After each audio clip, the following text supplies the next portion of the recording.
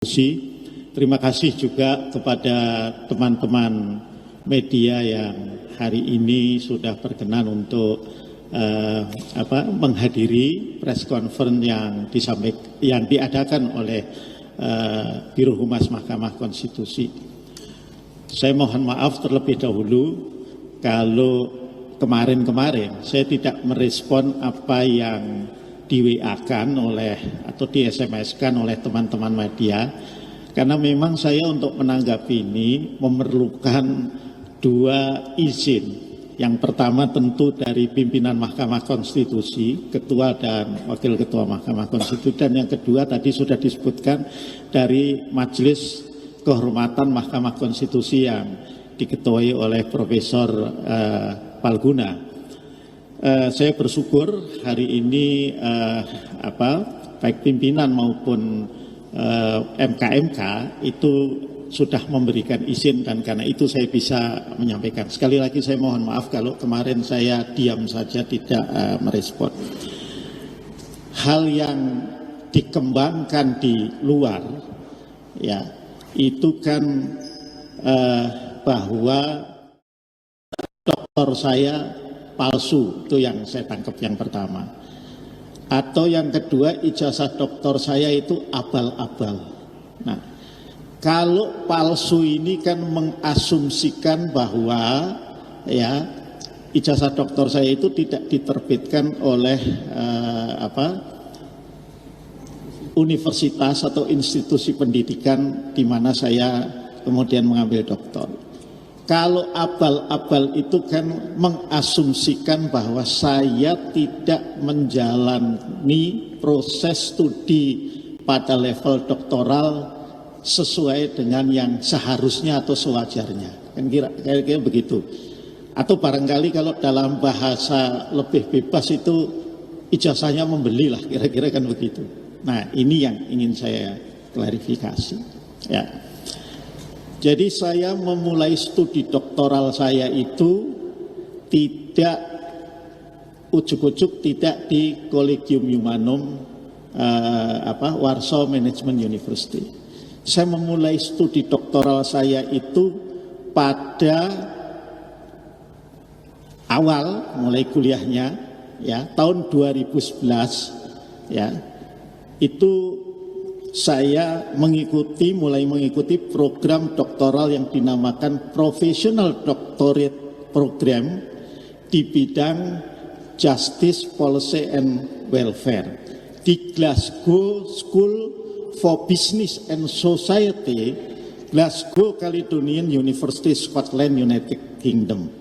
Ya, ini saya memulai ada kuliah dengan sistem blok. Karena ini professional doctorate, artinya kuliahnya tiap hari dari pagi sampai sore, tetapi hanya 1 sampai 2 minggu setiap blok, selama 4 kali 4 blok dalam 1 tahun.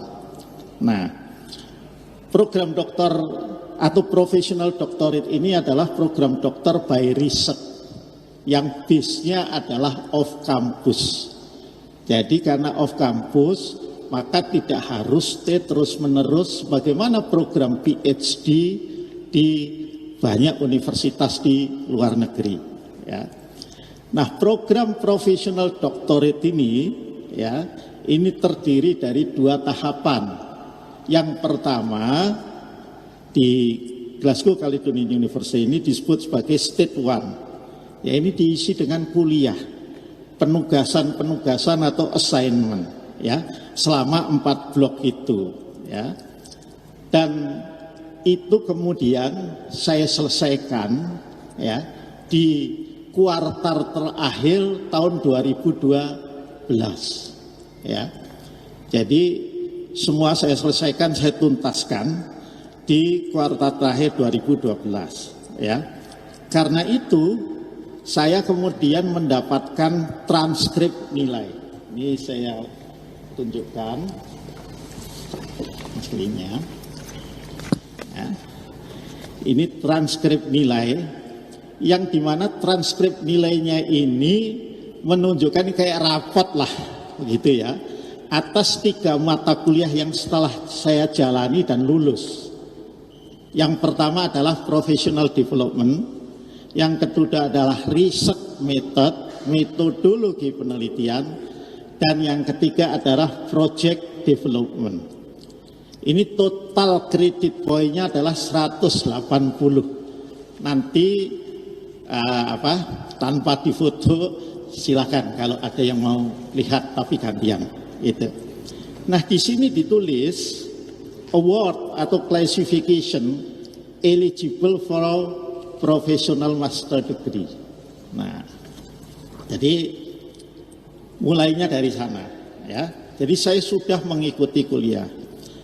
Nah, apa yang terjadi di awal tahun 2013 itu saya memasuki yang disebut dengan stage 2 dari program professional doctorate itu. Stage 2 itu ya tentu berisi riset dan penulisan disertasi yang dimulai dengan tentu pengajuan proposal disertasi ya. Nah, jadi saya masih bolak-balik itu Jakarta, Glasgow. Tapi di 2013 itu saya pada saat itu sejak 2011 itu kan menjadi pengurus DPP P3 sebagai ketua LBH DPP P3. Saya diminta oleh partai pada saat itu, tidak ada niat sebetulnya ya, untuk menjadi calon anggota DPR RI untuk pemilu 2014. Jadilah saya caleg, tidak nomor 1. Saya menjadi caleg dari Dapil Jawa Tengah 10, Pekalongan, Pemalang, dan Batang ya. Dan ya ini takdir.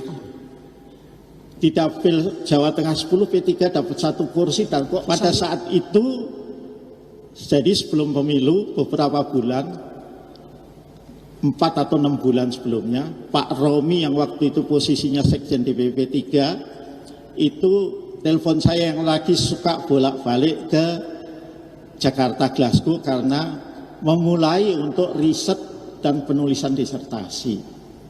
Beliau minta agar saya juga bisa fokus juga ke pencalegan supaya P3 kursinya nggak hilang di dapil itu.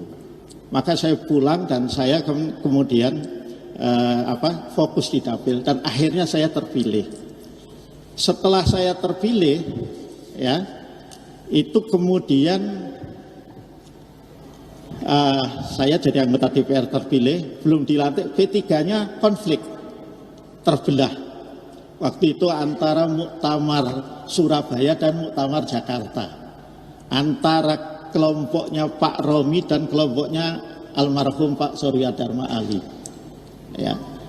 Nah, kemudian saya dilantik, ada muktamar dilantik sebagai anggota DPR, dan kemudian pangkat saya di P3 naik dari ketua LBH jadi wakil sekjen hasil muktamar Surabaya. Setelah itu naik lagi jadi sekjen hasil muktamar Jakarta yang islah sebagian kelompoknya Yan Farid dan kelompoknya Mas Romahur Musi pada saat itu.